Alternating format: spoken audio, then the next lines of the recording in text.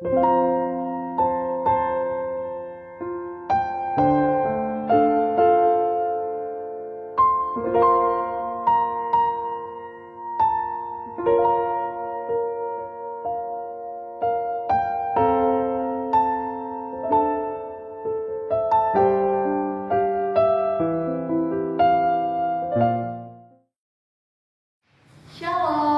selamat hari Minggu, selamat datang di Ibadah Online GKI Pasteur Pos Cimbuluit. Meskipun ibadah kita online, hal tersebut tidak bisa menjadi alasan untuk kita itu tidak beribadah pada Tuhan. Bener banget Non, apalagi ibadah kita dilaksanainnya pagi-pagi ya, jadi nggak ada kata untuk males-malesan. Ngomong-ngomong, kita di sini mau ngapain nih Kak? Nah, kita di sini akan menginfokan seputar kegiatan yang akan dilaksanakan 1 bulan ke depan, mulai dari komisi sekolah minggu hingga komisi dewasa. Kak Angel bawa informasi apa nih dari komisi sekolah minggu? Nah, dari komisi sekolah minggu akan ada ibadah sekolah minggu yang dilaksanakan 2 minggu sekali. Pada tanggal 4 Juli 2021 bertemakan dengan berdoa Tuhan menyembuhkan. Pada pukul 10 pagi sampai selesai melalui platform Zoom Meeting. Kemudian pada tanggal 20 Juni 2021 bertemakan dengan berdoa Tuhan membebaskanku pada pukul 10 pagi sampai selesai melalui platform Zoom Meeting. Nah, kemudian dari komisi remaja ada apa nih Non? Dari komisi remaja akan ada kegiatan persekutuan yang dilaksanakan pada tanggal 3 Juli 2021 dari pukul 4:30 sore sampai dengan selesai, yang akan dipimpin oleh Saudara Yahya melalui platform Zoom Meeting. Selanjutnya akan ada kegiatan nonton bersama, dan acara nonton bersama itu akan dilaksanakan pada tanggal 17 Juli 2021 dari pukul 4:30 sore sampai dengan selesai dan dipimpin oleh Saudari Lena melalui platform Zoom Meeting. Dan yang terakhir akan ada kegiatan persekutuan pada tanggal 21 Juli 2021 pukul 4:30 sore akan dipimpin oleh Saudari Nova melalui platform Zoom Meeting. Nah, selanjutnya dari Komisi Pemuda akan melaksanakan persekutuan pemuda 2 minggu sekali, yaitu pada tanggal 2 Juli, 16 Juli, dan 30 Juli 2021 pada pukul 6 sore hingga selesai melalui platform Zoom Meeting. Dan yang terakhir dari Komisi Dewasa akan ada persekutuan doa yang dilaksanakan setiap 2 minggu sekali melalui platform Zoom Meeting. Untuk info lebih lanjut akan diinfokan melalui WhatsApp group di tiap komisinya masing-masing ya. Untuk jemaat yang merasa terberkati dengan ibadah ini dan memiliki kerinduan hati untuk mensupport kami, dapat menghubungi kontak yang ada di bawah ini. Atas dukungan jemaat semua, kami mengucapkan terima kasih. Selamat hari Minggu. Tuhan Yesus memberkati. Shalom jemaat yang saya kasihi dalam Tuhan. Kiranya kita semua senantiasa berlimpah kasih dan sukacita dari Tuhan kita Yesus Kristus. Sebelum kita memulai ibadah kita pada hari ini, mari kita siapkan hati kita dan pikiran kita untuk boleh hanya fokus saja kepada Tuhan kita. Jemaat dipersilahkan mengambil waktu teduh sejenak.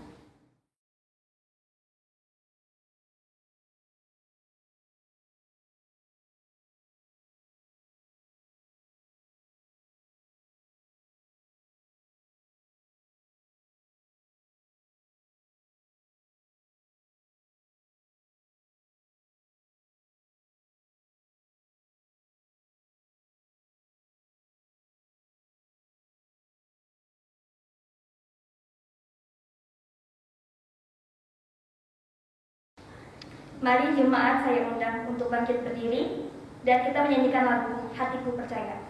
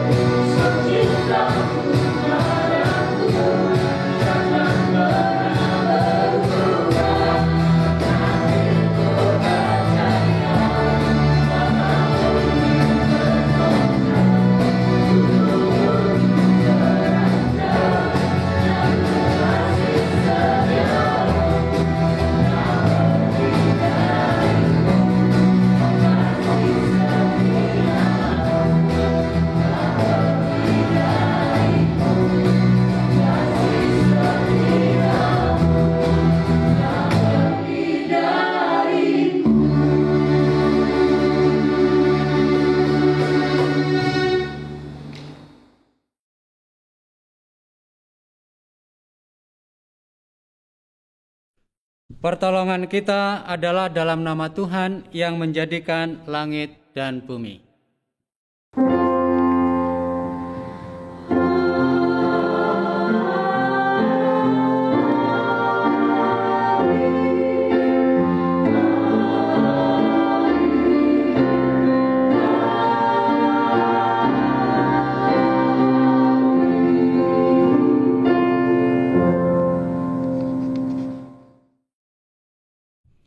Kasih Kristus menyertai saudara-saudara sekalian. Dan menyertai saudara juga. Jemaat silakan duduk.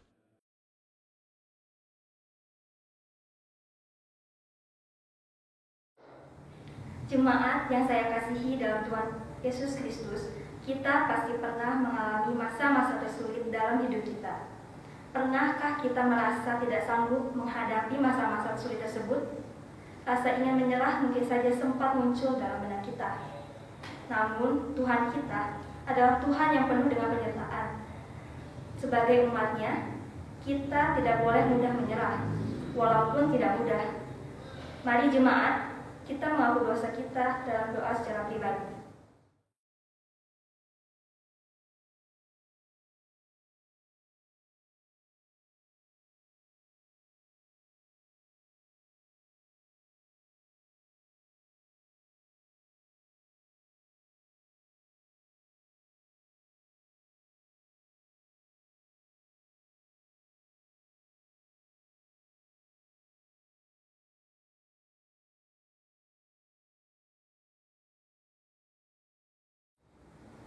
Tuhan, kami memohon ampun karena seringkali kami mudah menyerah dan tidak mengandalkan Tuhan dalam menghadapi masa-masa sulit kami, Tuhan. Kami memohon Tuhan Yesus atas bimbingan Tuhan agar kami dapat menjalankan masa-masa sulit kami, Tuhan Yesus. Dalam nama Tuhan Yesus kami berdoa. Amin. Mari jemaat, kita nyanyikan lagu dari KJ 40. Ajaib benar anugerah.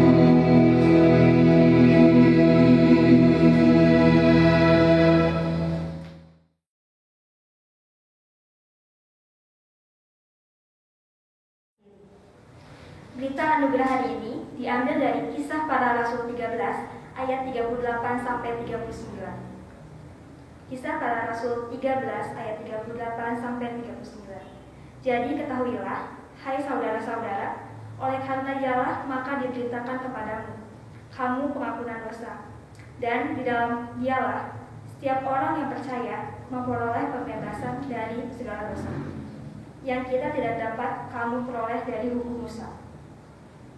Demikianlah berita anugerah dari Tuhan. Syukur kepada Allah.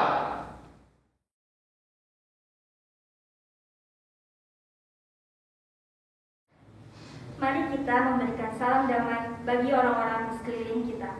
Salam damai. Salam damai.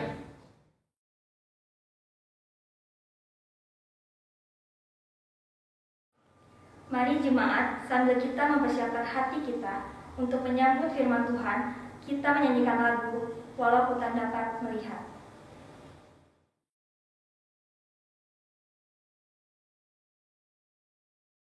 Semua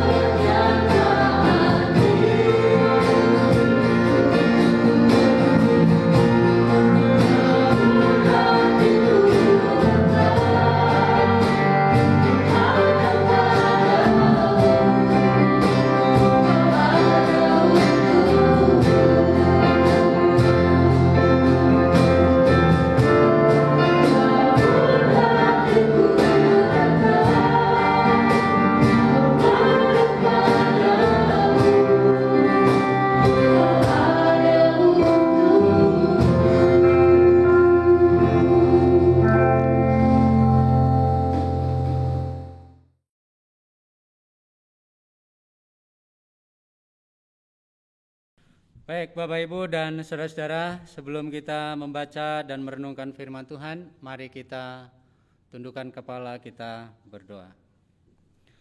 Bapa yang kami muliakan dalam Tuhan Yesus Kristus, terima kasih kalau pada pagi hari ini Tuhan izinkan kami untuk boleh duduk sejenak mendengarkan apa yang Tuhan mau sampaikan bagi kami semua melalui kebenaran firman Tuhan.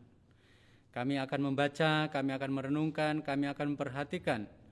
Biarlah Roh Kudus sendiri yang akan menolong setiap kami, sehingga kami dapat mengerti, memahami firman Tuhan itu dengan baik, dan kami juga dapat menempatkan dan menjadikan firman ini menjadi pelita di dalam kehidupan kami hari-hari mendatang. Terima kasih ya Tuhan, berfirmanlah kepada kami karena kami siap untuk mendengar. Di dalam nama Tuhan Yesus Kristus, firman yang hidup, kami berdoa. Amin. Baik Bapak Ibu, bacaan kita akan membaca dari Injil Markus. Ya, Injil Markus pasal 5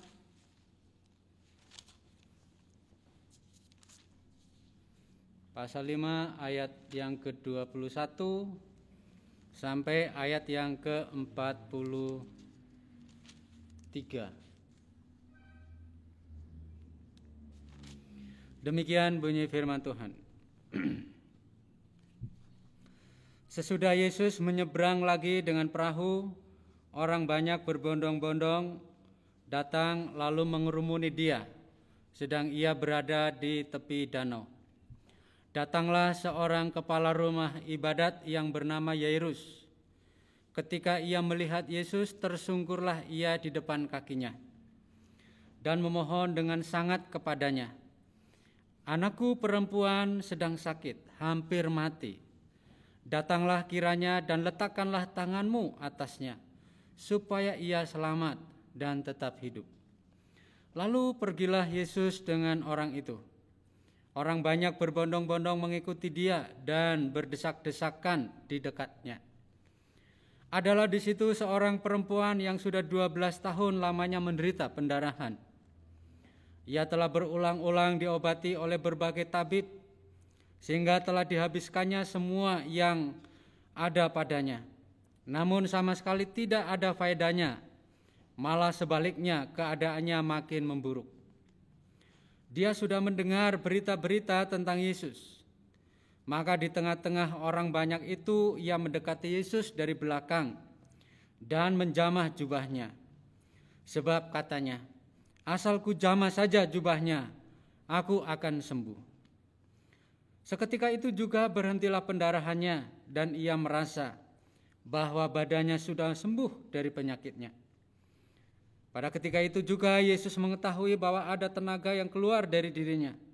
Lalu ia berpaling di tengah orang banyak dan bertanya, "Siapa yang menjamah jubahku?" Murid-muridnya menjawab, "Engkau melihat bagaimana orang-orang ini berdesak-desakan dekatmu, dan engkau bertanya, 'Siapa yang menjamah aku?'" Lalu ia memandang sekelilingnya untuk melihat siapa yang telah melakukan hal itu. Perempuan itu yang menjadi takut dan gemetar ketika mengetahui apa yang telah terjadi atas dirinya, tampil dan tersungkur di depan Yesus dan dengan tulus memberitahukan segala sesuatu kepadanya. Maka katanya kepada perempuan itu, "Hai anakku, imanmu telah menyelamatkan engkau.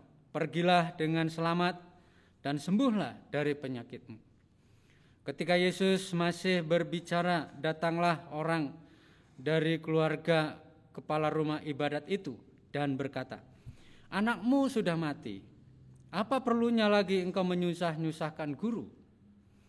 Tetapi Yesus tidak menghiraukan perkataan mereka dan berkata kepada kepala rumah ibadat, "Jangan takut, percaya saja." Lalu Yesus tidak memperbolehkan seorang pun ikut serta kecuali Petrus, Yakobus, dan Yohanes saudara Yakobus.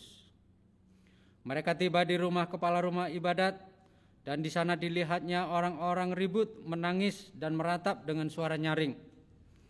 Sesudah ia masuk, ia berkata kepada orang-orang itu, "Mengapa kamu ribut dan menangis? Anak ini tidak mati, tetapi tidur." Tetapi mereka menertawakan dia. Maka diusirnya semua orang itu.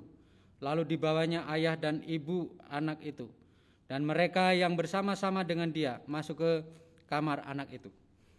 Lalu dipegangnya tangan anak itu, katanya, "Talitakum," yang berarti, "Hai anak, aku berkata kepadamu, bangunlah." Seketika itu juga anak itu bangkit berdiri dan berjalan. Sebab umurnya sudah 12 tahun. Semua orang yang hadir sangat takjub. Dengan sangat ia berpesan kepada mereka, supaya jangan seorang pun mengetahui hal itu. Lalu ia menyuruh mereka memberi anak itu makan. Demikianlah Injil Yesus Kristus. Yang berbahagia ialah mereka yang mendengarkan firman Tuhan dan yang memelihara. Haleluya.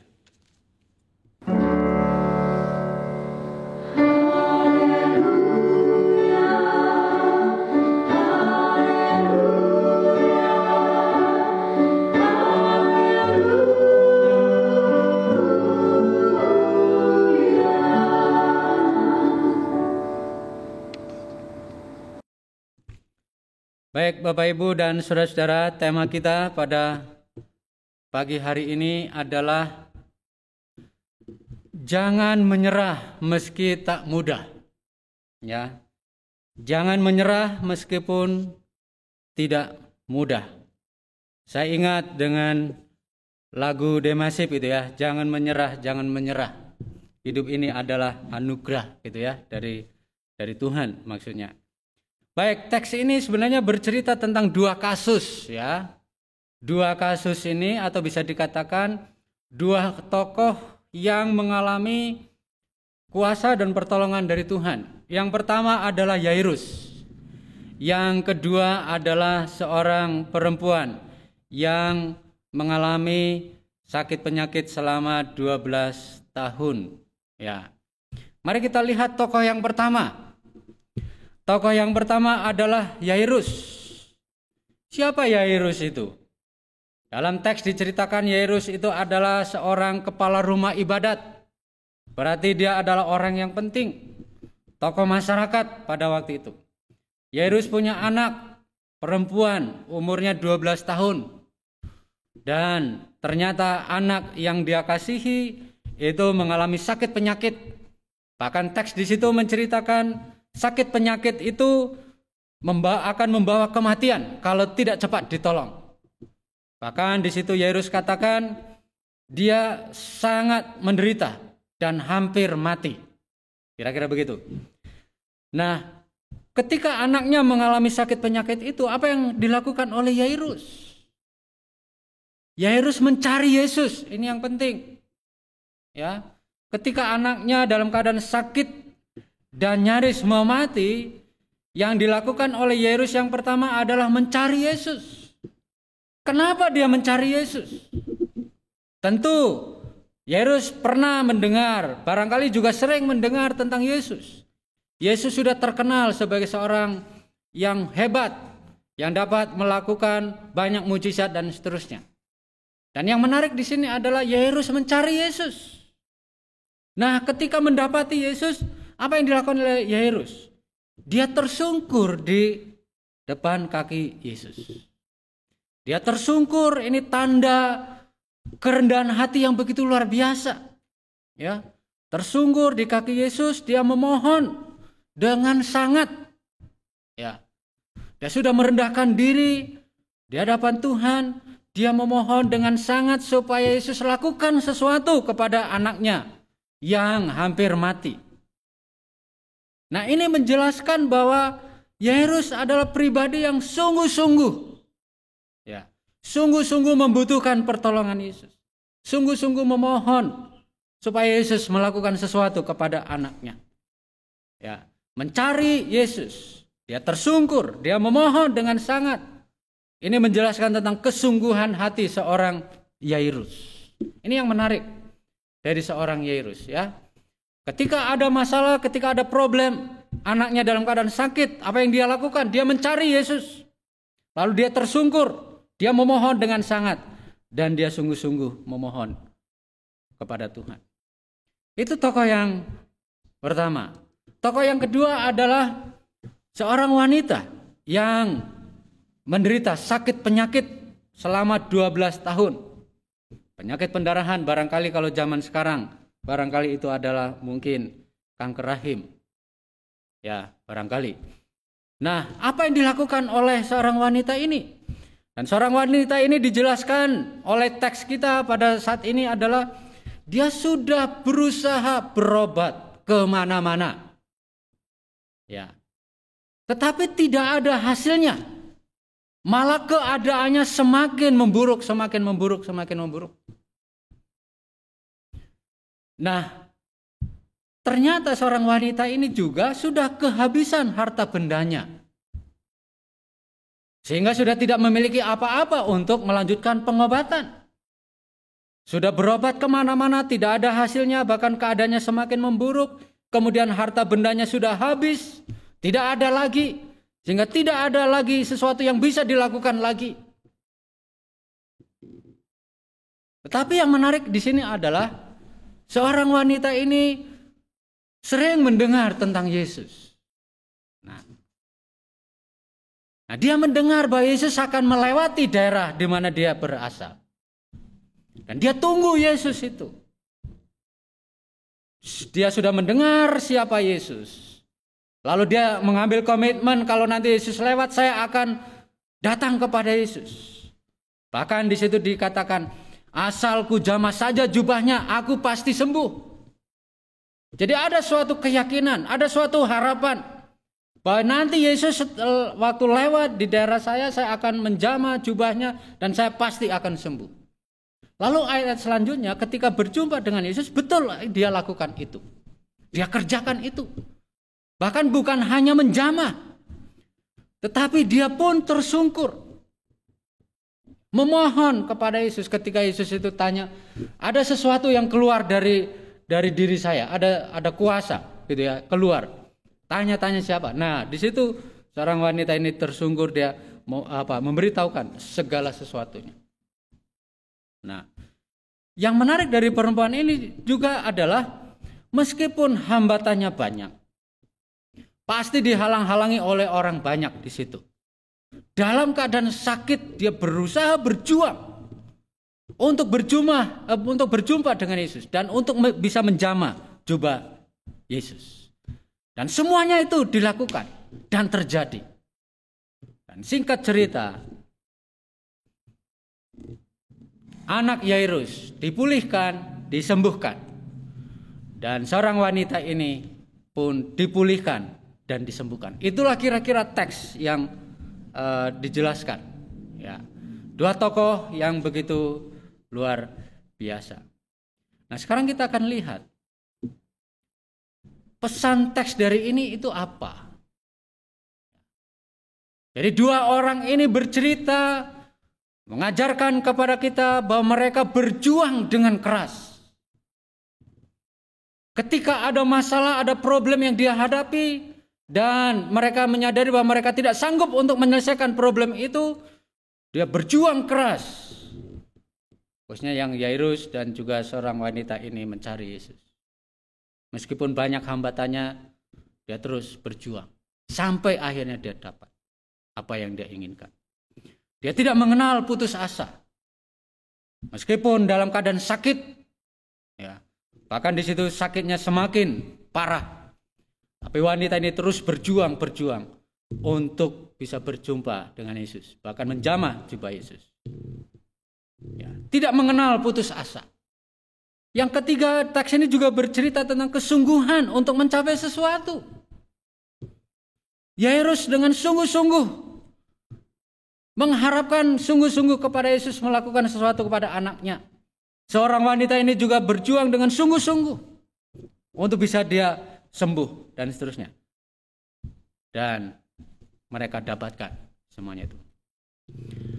Dari dua tokoh ini juga kita bisa belajar bahwa mereka memiliki suatu keyakinan, suatu harapan, percaya bahwa Yesus dapat melakukan sesuatu untuk menolong anaknya, anak Yairus, dan untuk menolong dirinya, yaitu diri sang wanita itu. Yakin dan percaya pada Tuhan Yesus. Itu yang penting. Bapak, Ibu, dan saudara-saudara yang saya kasih dalam Tuhan Yesus Kristus. Implikasinya apa untuk kita semua dari teks yang kita baca tadi? Implikasi yang pertama adalah ketika ada masalah, carilah Yesus dengan sungguh-sungguh.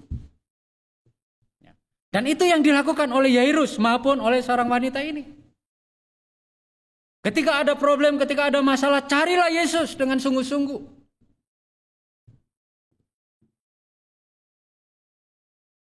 Dan akhirnya Yairus dan wanita ini mendapatkan pertolongan dari Yesus. Karena apa? Mencari Yesus.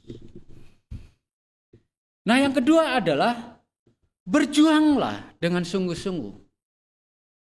Meskipun sulit, meskipun banyak hambatan, dan jangan pernah menyerah. Sesuai dengan tema kita. Berjuang dengan sungguh-sungguh, tidak boleh pernah menyerah. Dan itulah yang dipraktekkan oleh Yairus maupun oleh seorang wanita yang 12 tahun menderita sakit penyakit ini. Meskipun banyak orang menghalang-halangi, meskipun saudara-saudaranya Yairus memberitahukan anak itu sudah mati, untuk apa ngerepotkan guru? Gak ada gunanya. Tetapi Yairus terus berjuang. Dan wanita ini terus berjuang, tidak menyerah selama belum ada pemulihan. Nah, yang ketiga adalah pasti ada jalan pemulihan atau jalan keluar, atau bisa dikatakan ada berkat di balik perjuangan itu. Pasti ada. Siapa yang berjuang dengan sungguh-sungguh, siapa yang sungguh-sungguh menaruh harapannya kepada Tuhan, pasti ada jalan. Pasti ada pemulihan. Dan itulah yang dialami oleh Yairus dan seorang wanita ini. Perjuangan mereka tidak sia-sia. Iman mereka tidak sia-sia. Karena Yesus memulihkan keadaan mereka. Mari kita teladani dua tokoh ini, yang memberikan teladan yang begitu luar biasa. Cari Yesus dengan sungguh-sungguh, berjuang keras dengan sungguh-sungguh. Dan akhirnya mereka mendapatkan apa yang mereka inginkan. Dan Tuhan pulihkan. Kiranya firman Tuhan ini menjadi berkat bagi kita semua. Tuhan memberkati. Amin. Saat teduh dimulai.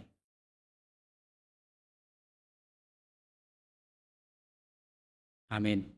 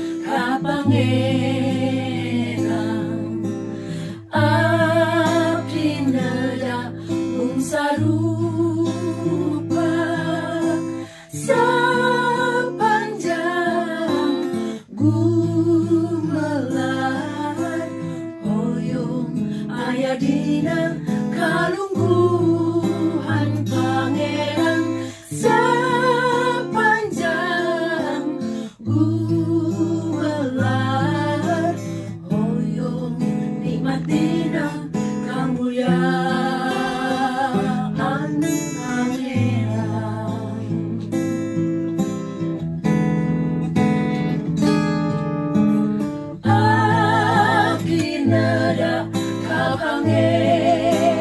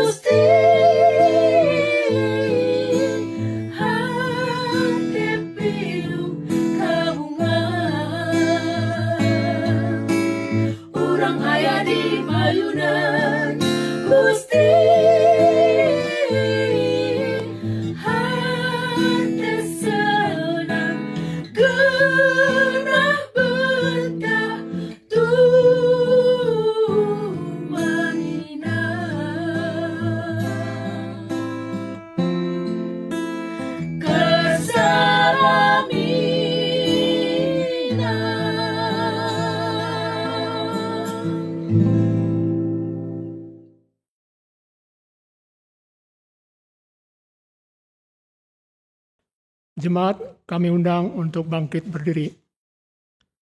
Mari kita memperbarui janji baptisan kita dengan mengakui iman percaya kita demikian. Aku percaya kepada Allah, Bapa yang Maha Kuasa, Khalik langit dan bumi, dan kepada Yesus Kristus, Anaknya yang tunggal Tuhan kita, yang dikandung daripada Roh Kudus, lahir dari anak darah Maria, yang menderita sengsara di bawah pemerintahan Pontius Pilatus, disalibkan, mati dan dikuburkan, turun ke dalam kerajaan maut, pada hari yang ketiga, bangkit pula dari antara orang mati, naik ke surga, duduk sebelah kanan Allah, Bapa yang Maha Kuasa, dan dari sana ia akan datang untuk menghakimi orang yang hidup dan yang mati. Aku percaya kepada Roh Kudus, gereja yang kudus dan am, persekutuan orang kudus, pengampunan dosa, bangkitan orang mati, dan hidup yang kekal. Amin.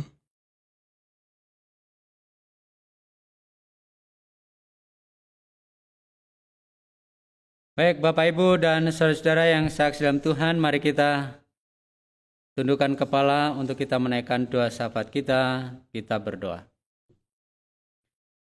Bapa dalam surga, terima kasih untuk firman Tuhan yang boleh kami dengar, yang kami renungkan bersama-sama. Kami yakin dan percaya bahwa ketika kami ada masalah, kami datang kepada Tuhan, mencari Tuhan, tersunggur di hadapan Tuhan Yesus, kami menyerahkan semuanya itu kepada Tuhan, maka ada jalan keluar, ada pemulihan. Itulah yang diteladankan oleh Yairus maupun oleh seorang wanita yang selama 12 tahun mengalami penderitaan yang luar biasa. Terima kasih ya Tuhan untuk firman-Mu. Biarlah firman ini boleh selalu mengingatkan kami, meneguhkan iman dan pengharapan kami, bahwa ada Tuhan yang siap untuk menolong dan memulihkan kami dalam keadaan apapun. Bapa, pada saat ini kami mau berdoa ya Tuhan, untuk saudara-saudara kami yang dalam keadaan sakit atau kurang sehat. Mungkin ada yang mengalami gejala COVID-19. Mungkin juga ada yang sedang dalam perawatan. Atau mungkin ada penyakit-penyakit yang lain. Kami berdoa kiranya Tuhan yang akan menolong, menguatkan, dan memulihkan. Supaya mereka boleh sehat dan mereka boleh melakukan aktivitas mereka sehari-hari dengan baik. Bapak, pada saat ini kami juga berdoa untuk pergumulan jemaat pribadi, lepas pribadi, keluarga lepas keluarga, dalam situasi kondisi COVID-19 ini yang belum ada tanda-tanda untuk hilang dari bumi Indonesia ini. Kami mohon berkat dan tuntunan dari Tuhan untuk setiap kami semua. Biarlah Tuhan menjaga dan melindungi kami, sehingga kami terus dalam keadaan sehat, dan kami semua juga dapat melaksanakan aktivitas tugas tanggung jawab kami dengan baik. Bagi jemaat yang terus bergumul dalam kebutuhan sehari-hari, mari ya Tuhan Engkau cukupkan mereka. Engkau berikan jalan dalam usaha dan pekerjaan mereka, supaya mereka boleh mendapatkan pekerjaan dan mereka boleh mendapatkan rezeki yang dari Tuhan. Bagi jemaat dalam usaha ada tantangan, ada kesulitan di masa pandemi ini. Mari ya Tuhan, Engkau yang tuntun langkah-langkah mereka, supaya mereka boleh berinovasi, boleh berkreatif dalam situasi ini, dan mereka boleh terus mengerjakan bagian-bagian mereka. Selebihnya biarlah Tuhan yang bekerja. Saat ini kami juga terus berdoa untuk segala bentuk pelayanan jemaat-Mu di sini, Pos Jumlit. Kiranya Tuhan yang akan menolong dan memberkati. Baik itu untuk pelayanan anak sekolah minggu, persekutuan remaja, pemuda, ataupun persekutuan doa, dan juga ibadah online. Kami serahkan semuanya ke dalam tangan Tuhan. Tuhan sempurnakan dari segala sesuatu kekurangan dan juga kelemahan di sana sini. Kami mohon supaya Tuhan sempurnakan, sehingga kami dapat memberikan pelayanan yang terbaik. Kami juga berdoa untuk usaha pemerintah dan bangsa kami Indonesia, yang terus berjuang untuk mengendalikan, bahkan memusnahkan virus corona yang selama ini menjadi ancaman dunia, secara khusus ancaman bagi bangsa Indonesia. Tuhan tolong supaya langkah-langkah yang dilakukan oleh pemerintah dapat berjalan dengan baik. Langkah-langkah vaksinasi yang terus diusahakan supaya semua itu berjalan sesuai dengan rencana, sesuai dengan program yang ada. Kami berdoa untuk masyarakat Indonesia, supaya mereka dengan penuh kesadaran mau mentaati protokol kesehatan, supaya mereka tidak sembrono menjalani kehidupan ini, supaya mereka diberikan kesadaran untuk saling menjaga dengan menerapkan protokol kesehatan. Terima kasih ya Tuhan, kami serahkan pemerintah dan bangsa kami Indonesia ke dalam tangan-Mu. Terpujilah Engkau ya Tuhan, inilah doa syafaat kami. Di dalam nama Tuhan Yesus kami bersyukur dan kami berdoa. Amin. Tiba saatnya bagi kita untuk mempersembahkan ungkapan syukur kita kepada Tuhan melalui persembahan. Firman Tuhan yang mendasari persembahan kita diambil dari 2 Korintus 9 ayat 7. 2 Korintus 9 ayat 7, hendaklah masing-masing memberikan menurut kerawan hatinya. Jangan dengan sedih hati atau karena paksaan, sebab Allah mengasihi orang yang memberi dengan sukacita. Untuk jemaat dapat memberikan persembahan melalui rekening yang tertera di layar. Seraya kita memberikan persembahan kita, mari kita dengan sukacita menyanyikan NKB 134. Terima kasih ya Tuhan.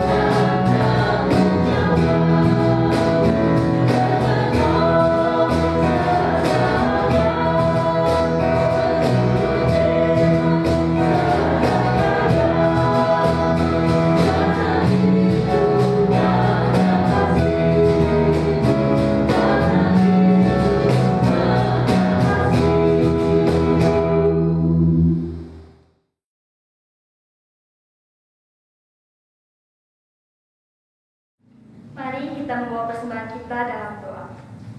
Tuhan Yesus, terima kasih Tuhan untuk persembahan yang kami berikan Tuhan Yesus, dan orang-orang yang mengelolanya Tuhan Yesus, agar persembahan ini menjadi berkat Tuhan Yesus. Dalam nama Tuhan Yesus kami berdoa. Amin.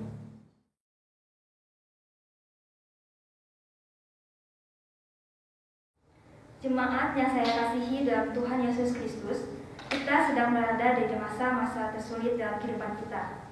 Kita seringkali merasa tidak mampu dan ingin menyerah. Namun ingatlah senantiasa bahwa pengharapan selalu ada. Oleh karena itu, mari kita meyakini pengharapan yang Tuhan berikan dengan menyanyikan lagu NKB 196, Ku beroleh berkat.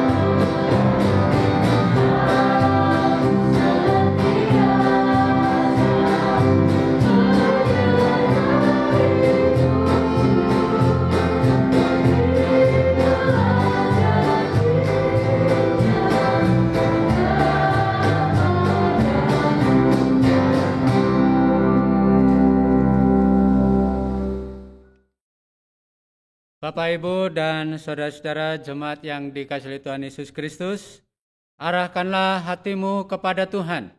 Kami mengarahkan hati kami kepada Tuhan. Jadilah saksi Kristus.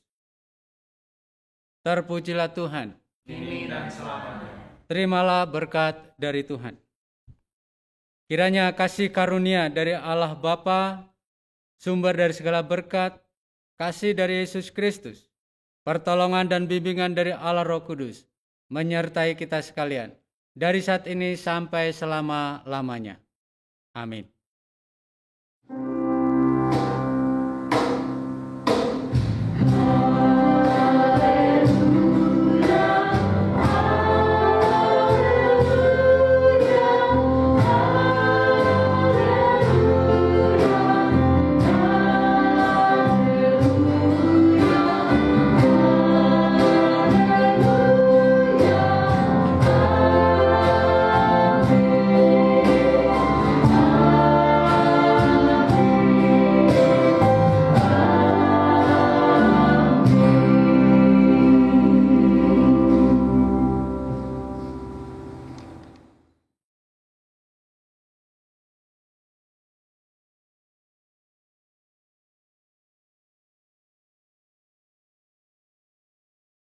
Thank you.